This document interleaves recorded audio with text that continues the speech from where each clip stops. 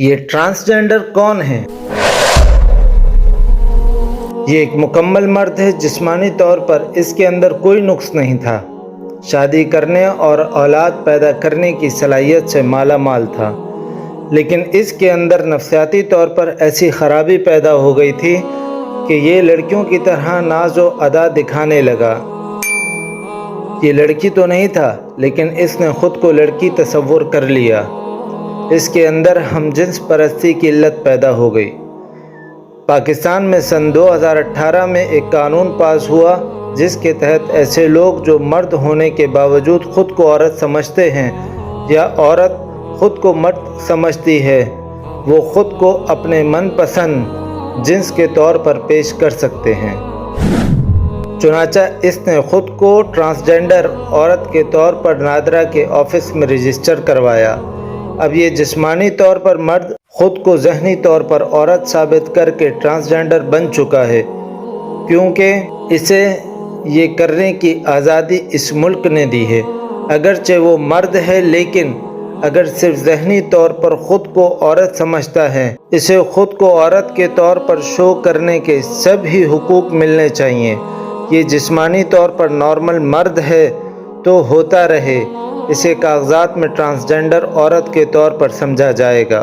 بعض لوگ ہجڑوں کو ٹرانسجینڈر سمجھ لیتے ہیں، یہ شدید غلط فہمی ہے۔ ان بیچاروں کو تو کوئی پوچھتا بھی نہیں۔ انہیں ہجڑا کہنے کے لیے کسی قانون کی ضرورت نہیں، وہ تو جسمانی طور پر ہی ادھورے ہیں، نامکمل ہیں۔ انہیں تو سپریم کورٹ الگ شناخت دے چکی ہے۔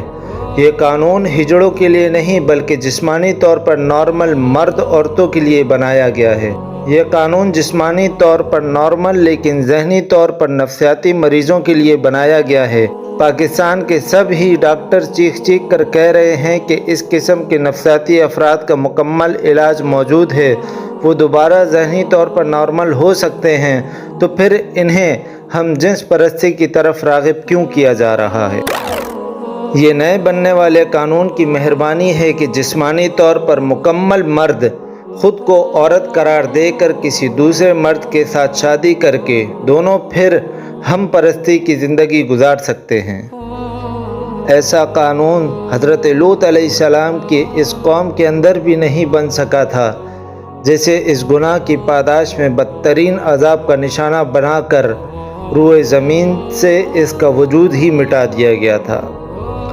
یہ عذاب الہی کو دعوت دینے کی کوشش کی جا رہی ہے۔ یاد رکھیے، اس قانون کے ذریعے ہم جنس پرستی جیسے عظیم گناہ کو پاکستان جیسی مسلمان ریاست میں جائز قرار دے دیا گیا ہے، اور سب ہی پاکستانی یا تو لا علمی کی وجہ سے خاموش ہیں یا پھر جبراً خاموش کروا دیے گئے ہیں۔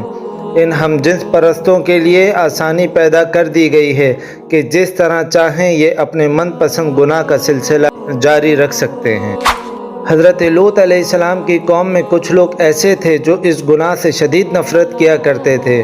وہ لوگ آواز بھی اٹھاتے تھے، شور بھی مچاتے ہوں گے، احتجاج بھی کرتے ہوں گے، کمزور اور کم ہونے کے باوجود اپنے حصے کا کام کرتے ہوں گے۔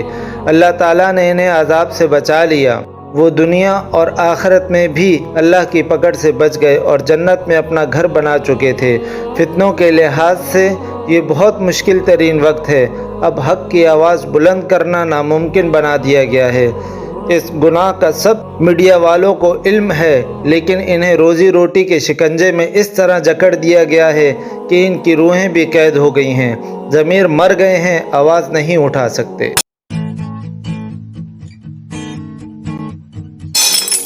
نبی کریم صلی اللہ علیہ وسلم کا فرمان ہے کہ گناہ کے خلاف زبانی کلامی آواز اٹھانے والوں کا ایمان دل میں برا کہنے والوں سے ایک درجہ اوپر ہوتا ہے۔ میں کوشش کرتا رہوں گا کہ اپنے آپ کو ایمان کے اس درجے پر لازم قائم رکھ سکوں جس میں صرف دل میں برائی کو برا نہ کہا جاتا ہو بلکہ برائی کے خلاف آواز بلند کی جاتی ہو۔ یاد رکھیے اور کسی غلط فہمی میں مت رہیے کہ عذاب صرف پرانی قوموں پر ہی آیا کرتا تھا، پتھر صرف انہی پر برسے تھے، چہرے صرف انہی کے مسخ ہوتے تھے۔ نہیں، ایسا نہیں ہے، یہ شدید غلط فہمی ہے۔